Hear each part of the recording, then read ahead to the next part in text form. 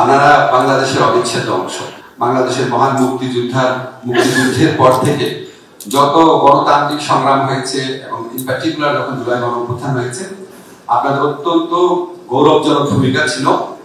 এটা ছাড়াও অন্যান্য সময় বাংলাদেশের অর্থনৈতিক বিনির্মাণের ভূমিকা ছিল। অ্যাসেট না ভাবার তো কোনো কারণ নয়, বরং আমার কাছে মনে হয়েছে আপনাদেরকে আমাদের যতটুকু রেসপেক্ট করা, রেকগনাইজ করা, অ্যাকনলেজ করা উচিত ছিল তার খুবই কম আমরা করতে পেরেছি।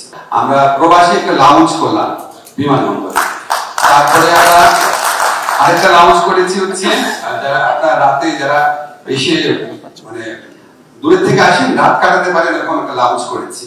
ওইখানে আমরা যারা হেল্পিং হ্যান্ড রেখেছি কিছু, ওখানে যারা আপনার বিশেষ করে মিডল ইস্টে, আমি আপনাদেরকে ফ্র্যাঙ্কলি একটু বলি, আমাদের মূল পারপাসে ছিল যারা মিডল ইস্টে মালয়েশিয়াতে যায় ওনাদের অনেক বেশি অসুবিধা, তো ওনাদের অসুবিধাগুলো দূর করার জন্য এয়ারপোর্টে সবসময় সাহায্যকারী যারা আছে আমাদের প্রবাসী কল্যাণ মন্ত্রণালয় থেকে সবসময় আমরা সাহায্য করেছি। আমরা যখন প্রবাসী লাউঞ্জটা করেছি আপনারা দেখলেন, এই লাউঞ্জটা এত সুন্দর হয়েছিল যে প্রথম কয়েকদিন আমি ওখানে গিয়ে খুব হতাশ হতাম, এখানে বিদেশিরা বসে আছে, আমাদের মধ্যপ্রাচ্যগামী যারা শ্রমিক আছে ওরা বসতেই ইজি ফিল করছেন না। তো সেটা বিদেশিদের তাড়ানোর জন্য এবং আমাদের প্রবাসী ভাই বোনদের ওখানে ঢোকানোর জন্য অনেকগুলো মেকানিজম করা হয়েছে, এখন ওনারা বসছেন ওখানে। আমি ঘটনাটা কেন বললাম, একটা সিম্বলিক ব্যাপার ছিল আমাদের ডক্টর মোহাম্মদ ইউনূস স্যার, উনি ইনভলভ ছিলেন। তারপরে আমরা খুব চেষ্টা করেছি, আমরা আবার আপনাদেরকে বলি সরি যে আমরা মূলত প্রচেষ্টা ছিল মিডল ইস্টে, মালয়েশিয়াতে, সমস্ত দেশে বা থাইল্যান্ডে যে আমাদের যারা প্রবাসী আপনার ওয়েজাররা যান, যারা আপনার রেমিটেন্স পাঠান, ওনাদের স্ট্রাগলটা আপনাদের চেয়ে একটু বেশি বোধহয়, ওনাদের দিকে কনসেন্ট্রেট করেছি।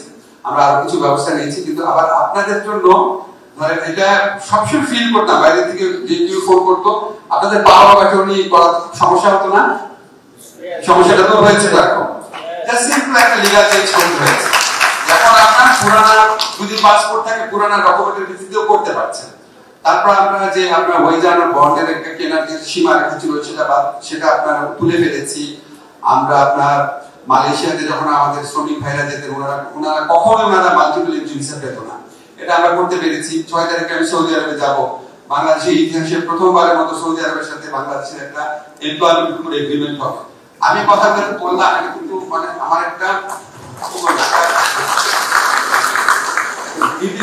বললাম আমার সিনসিয়ারলি মনে হয়, আমি যে বাইরে যখন পড়াশোনা করতাম আমার স্কলারশিপ শেষ হয়ে গিয়েছিল, আমি আপনাদের মানে ভালোবাসা স্নেহের কারণে আমি লন্ডনে ছিলাম, আমার পিএইচডি শেষ করতে পেরেছি, এবং আমি যেই সাপোর্ট, শুধু আমি না, আমি দেখতাম ওখানে যারা বাংলাদেশি কমিউনিটি ছিল প্রত্যেকে আপনারা যেভাবে বড় করে নেন, যেভাবে সাপোর্ট করেন, যেভাবে দেশের জন্য এগিয়ে আসেন, সবসময় যেভাবে দেশকে নিয়ে ভাবেন, আমার সবসময় মনে হয় বাংলাদেশের মানুষ যেখানেই যায় বাংলাদেশে একজন থাকে। মাঝে মাঝে একটু কষ্ট লাগে যে আপনারা কেন আওয়ামী লীগ, বিএনপি বা বাঞ্ছারামপুর থানা এটা কেন নিয়োগে বা অনুমতি করবেন, আপনারা কেন মেইন স্ট্রিম পলিটিক্সে ঢুকবেন, এটা মনে হয় কিন্তু এদের পেছনে যে ভালোবাসাটা দেশের প্রতি এটা অভিভূত করে। প্রিয় প্রবাসী, আপনার নিরাপদ ভবিষ্যতের জন্য অর্ধেক দামে আজই ফ্ল্যাট বুকিং করুন। ঢাকায় প্রবাসী সিটি দিচ্ছে সীমিত সময়ের স্পেশাল অফার। জমিও ফ্ল্যাট একসাথে, যোগাযোগ করুন স্ক্রিনে দেওয়া নম্বরে।